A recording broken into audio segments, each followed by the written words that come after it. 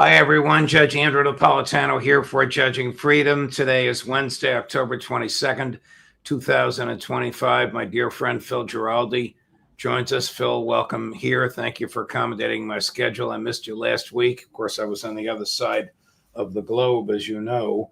I want to talk to you about a terrific piece you just wrote about President Trump unleashing the CIA in Venezuela. But before we get there, do we know if Russia or the United States canceled the Trump-Putin meeting in Budapest?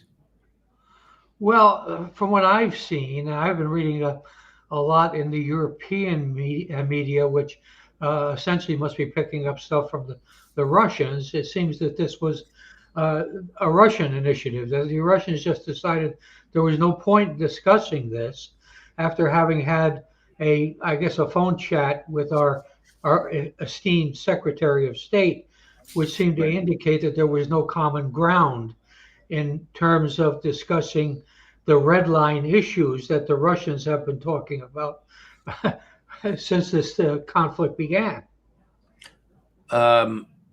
Sergei Lavrov keeps saying we must address the root issues. We all know what those root issues are: Ukraine's neutrality, long-range missiles, and Ukraine's application for NATO. Here's an interesting comment that he made, harshly critical of the Europeans attempting to lobby, quote, our American colleagues. I'll let you analyze it after you hear it. Chris, number 16. Let me reiterate, an immediate ceasefire, suddenly back on the agenda, as opposed to addressing the root causes of the conflict, would mean only one thing: that a vast portion of Ukraine remains under Nazi rule. It would be the only place on earth where an entire language is banned by law, a language that, incidentally, is one of the UN's official tongues and the native language of Ukraine's majority population. Those now lobbying our American colleagues to abandon their stance on long-term sustainable settlement, to simply stop and let history judge, are the same forces behind this push. We know who is handling this: Zelensky's European patrons and masters. But such an approach runs entirely counter to what Presidents Vladimir Putin and Donald Trump agreed upon in Anchorage, focusing on root causes, rejecting Ukraine's NATO integration, and fully securing the lawful rights of Russian and Russian-speaking populations. We remain ready to continue this work.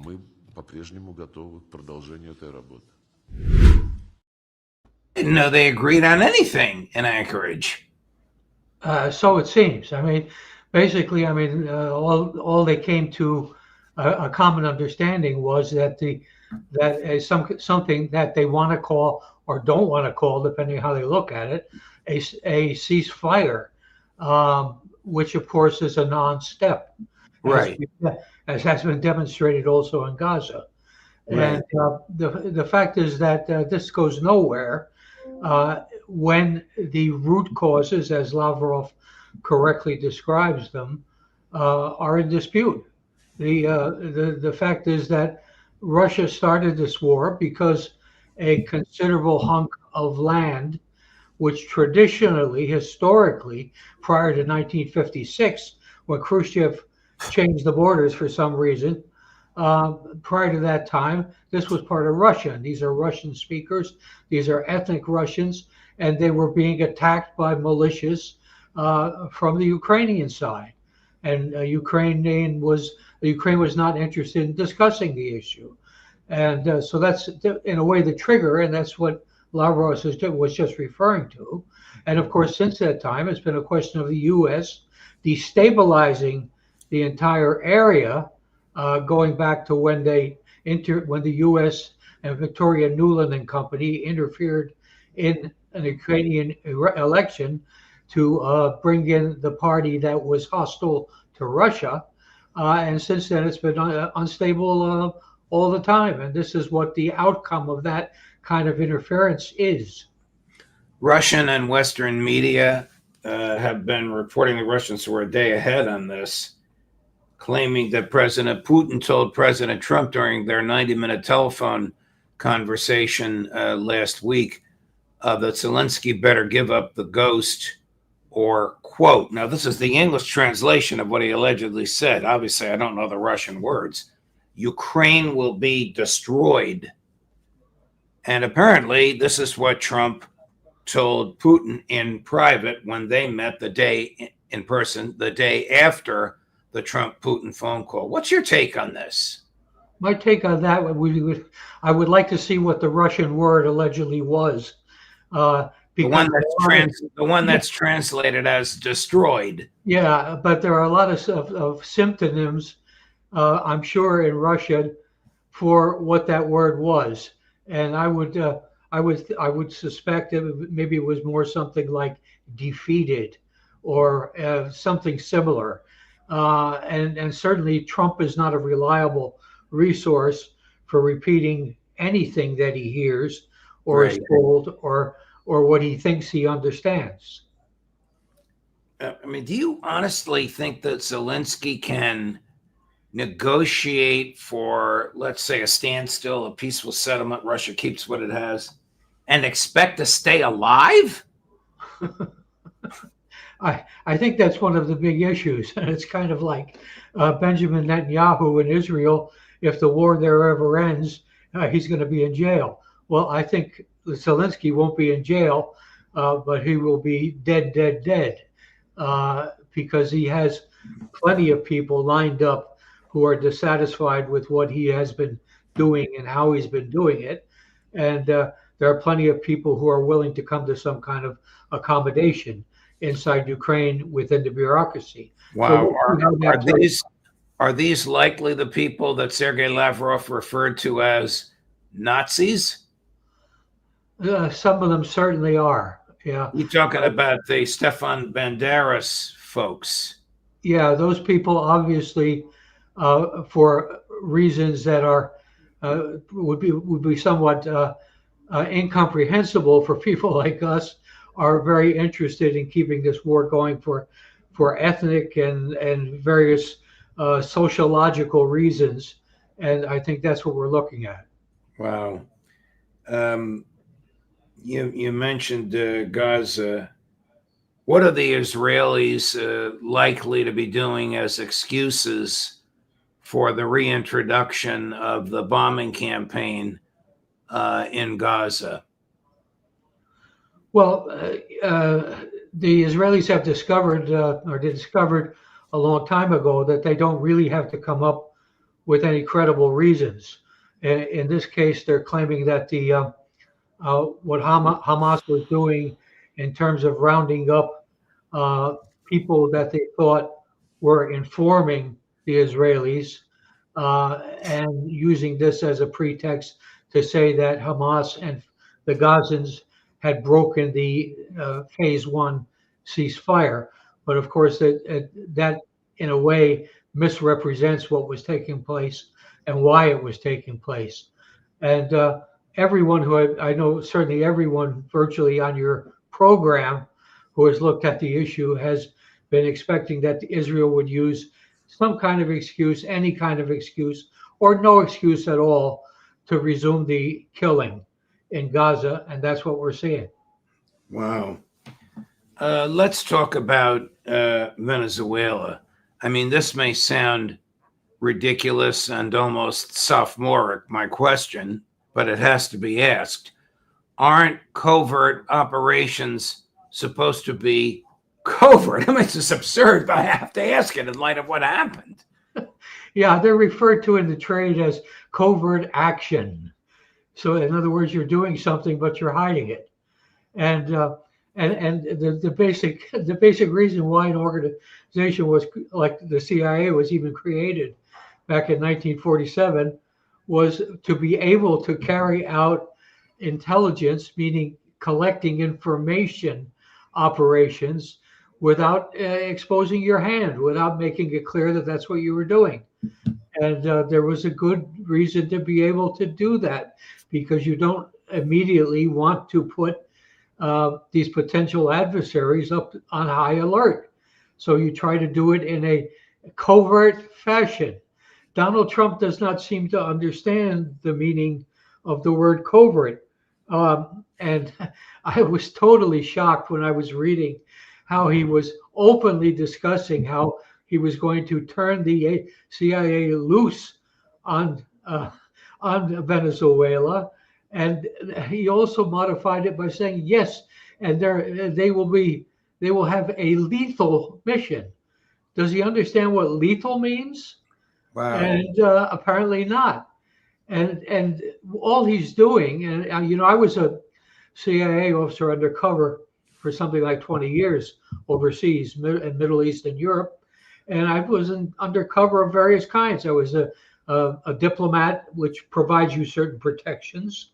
I was in military missions, which again provides you with certain protections under the bilateral laws that govern that kind of thing. And I was also, pretending to be a businessman from various countries with passports and fake passports and things. So now all that Donald Trump has done, he's tipped off the Venezuelans that the CIA people are going to be around. They're going to be looking for them. And if they catch them, they're going to kill them. So because we have no diplomat, let me make sure I understand this, because we have no diplomatic relations with Venezuela, there are no CIA guys who can work in the embassy under official cover. So they work under, and I'm using your terminology that you taught me. If I have this incorrect, please correct me, Phil. They work under non-official cover, which is really no cover at all. They can be summarily executed or worse if caught. Yeah, that's exactly the distinction. Trump put targets on these people's, effectively put targets on these people's backs. Well, he's basically raised the flag and told them, look, we're coming after you people. And of course, the implication will be that whatever CIA people are using these non-official covers where they have no protection, these people are targeting the government. They might, for example, be, I suggest, advising Maria Machado, the woman who just got the Nobel Peace Prize, because she's one that's interested in bringing down the current government in Venezuela, and she's interested in doing it with the assistance of the United States. She admires Donald Trump very much. Well, and who else does she admire? Benjamin Netanyahu. Yes, isn't she a Mossad asset? She's probably a Mossad asset, and I believe the Israelis have an embassy in Caracas, which means that their people probably have more protection than the CIA people that Mr. Trump has just exposed. Phil, I love you, and I don't want to give you heartburn, but here's one of President Maduro's fiercest opponents in the United States Senate. You may have seen this, but Chris just dug it up for you.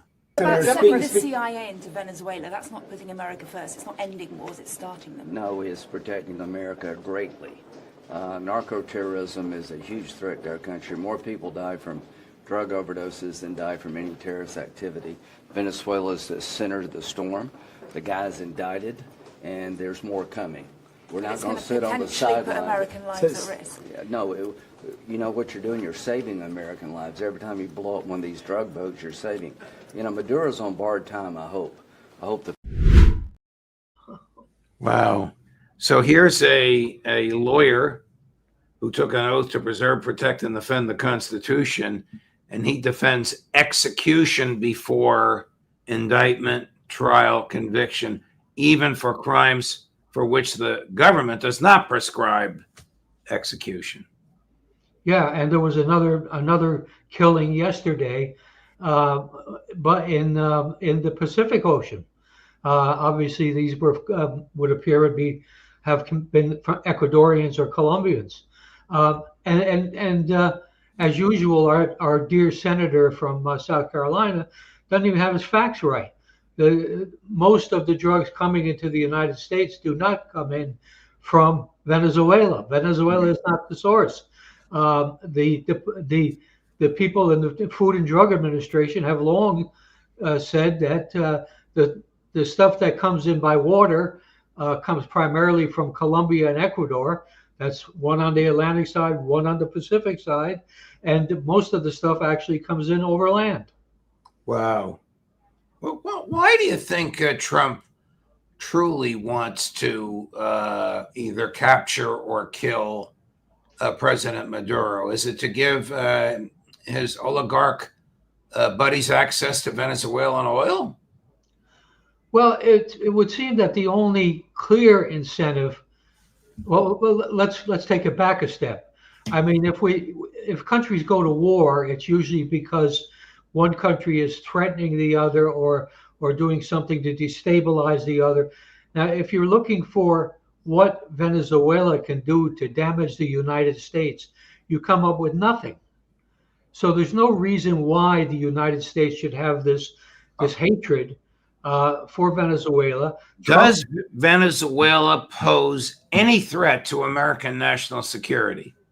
It doesn't at all. And the only thing I can see is we have the usual brain dead Donald Trump, who in 2019, his first term in office, tried to claim or sought to claim that there had been an illegal election in Venezuela and Maduro had cooked the books.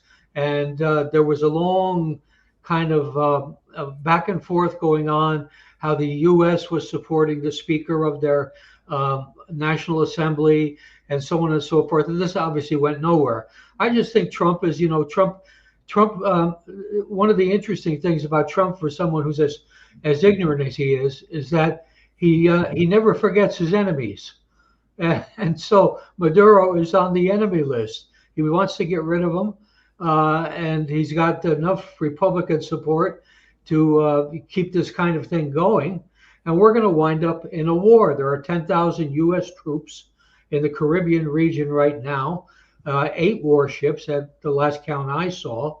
And, this is going in a wrong direction. And this past week, we've also managed to offend Colombia, which protested about some of these at-sea interdiction, killing people without any due process and without any evidence that they were doing anything. Can I modify slightly what you said? I'm just going to add one word in front of the word war. Undeclared.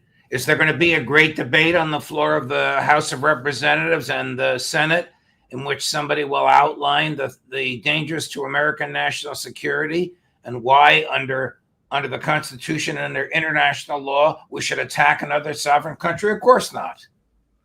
Well, they didn't do it over Iran. They didn't do it over Yemen. So I guess they feel that he can do it. He has said that he, as president, should be able to do whatever he wants. That's obviously something he believes. I want to go back to Israel for a minute. Again, this is going to give you heartburn. This is the latest from something called Drop Site News about Jared Kushner confirming what parts of Gaza will be reconstructed, presumably by one of his construction companies. I think we have this on a clip. Chris? No reconstruction aid, no reconstruction funds will be going into areas that Hamas still controls. And as far as the demilitarization goes, once the ISF is up, there needs to be a security force that they can feel safe from, that in order for it to be the transition to be complete. So that needs to happen. There are considerations being happening now in the area that the IDF controls, as long as that can be secured, to start the construction as a new Gaza in order to give the Palestinians living in Gaza a place to go, a place to get jobs, a place to live. So that's one of the many things being considered. Right now, again, there's been several work streams that have occurred over the last years. Those are all being synthesized and updated here at the center, and then they'll go before President Trump and the Board of Peace to get recommendations on what to build, how to phase it, but that's definitely something now that's being very strongly considered. Of the United States has designated his son-in-law to be the official spokesperson for the U.S. government and the developer of the areas of Gaza under Israeli control. But Gaza is part of Palestine. How could any of it be under Israeli control? And isn't there some sort of an agreement that was just flamboyantly signed? No Israelis and no Hamas there, but flamboyantly signed by many countries, either in Cairo or in Sharm el-Sheikh, last week, and didn't that provide for the Israelis getting the hell out? Yeah, that was one of the key points of the agreement, such as it was that the Israelis would be basically evacuating. Now the situation has changed somewhat, and the U.S. obviously is clearly accepting it, which is the Israelis are, at this point, they've drawn what they call a yellow line inside Gaza, which they initially were calling a security zone. You know, you always say security when you're at a loss for anything to say.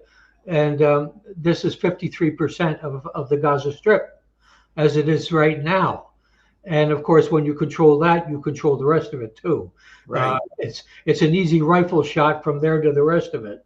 And so this is an atrocity. And I saw him and his buddy Steve Witkoff. Yeah, and they were denying that there was a genocide. Oh yeah, you know, we played that, and then that was comic. Yeah, we played it, and CBS complained to YouTube that we took their product, and we appealed, and we'll probably win the appeal because it's very newsworthy what they said. But they both said no genocide. It's enough to make your stomach crawl. I'm going to play the Kushner clip again because Chris has enhanced the volume. Particularly important for our friends who come to Judging Freedom on audio only. So, Chris, let's play it again. No reconstruction aid, no reconstruction funds will be going into areas that Hamas still controls. And as far as the demilitarization goes, once the ISF is up, there needs to be a security force that they can feel safe from. That in order for it to be the transition to be complete, so that needs to happen. There are considerations being happening now in the area that the IDF controls, as long as that can be secured, to start the construction as a new Gaza in order to give the Palestinians living in Gaza a place to go, a place to get jobs, a place to live. So that's one of the many things being considered. Right now, again, there's been several work streams that have occurred over the last years. Those are all being synthesized and updated here at the center, and then they'll go before President Trump and the Board of Peace to get recommendations on what to build, how to phase it. But that's definitely something now that's being very strongly considered. And I suppose once the reconstruction starts, the genocide will resume. They're not going to build beautiful roads and bridges and high rises for the Palestinians to live in. They're going to build them for Kushner to sell to wealthy Israelis. Absolutely. I mean, and this whole idea that he's spouting there, that essentially the IDF will provide the security for this reconstruction to take place, is insanity. They're the ones who destroyed it. Correct. Oh, Phil, this is just utter madness. Whatever we're talking about, Ukraine, Rubio and Venezuela, Kushner and Gaza, and I'm deeply grateful for your intellectual honesty and courage and the strength with which you make these arguments. Here's a full screen from today's New York Times. Nations hesitate to send troops to Gaza, fearing clashes with Hamas. Representatives from several countries seen as likely participants have said privately that they will not commit troops until there is more clarity about what the force will be expected to do once it arrives in Gaza. Okay, I get it. So the Turks or the Egyptians or the Jordanians are going to send troops into Gaza to do what? To shoot at the IDF? To prevent it from killing Gazans? Is that what those troops are going to do, Phil Giraldi? Well, I think you have to realize, since this is an article in the New York Times, it's going to be Israel-centric. So I think a lot of these countries will have concerns about sending troops into Gaza because the IDF is there, and the IDF is inclined to do crazy things under orders from Mr. Netanyahu to provoke incidents that will then be twisted and distorted to make it look like it was the Palestinians who done it. And the U.S. will back them 100%. Which country poses a greater threat to the national security of the United States, Venezuela or Israel? There's no question. The United States controls a large slice, or Israel controls a large slice of U.S. foreign policy and domestic policy. And you have to ask that question. The Israel is destroying us from within, and I wanted to get a big broad smile on your face after this gloomy stuff we've been talking about. Phil Giraldi, you're the best. Your friend Gerald Celente. I'm on his show every Wednesday, and every Wednesday he says to me, "Who do you have on?" And every Wednesday, after going through the list, and I go, "The great Phil Giraldi," and he roars his approval as only Celente can do. But thank you, great Uncle Phil. It's always a pleasure, and we'll look forward to seeing you. And I missed you last week. We'll look forward to seeing you next week. Yeah, look forward to it. Thank you. Thank you, my dear friend. Coming up later today at 5:30 this afternoon, what is Israel's next move? Who else? Professor Jeffrey Sachs. Judge Napolitano for Judging Freedom.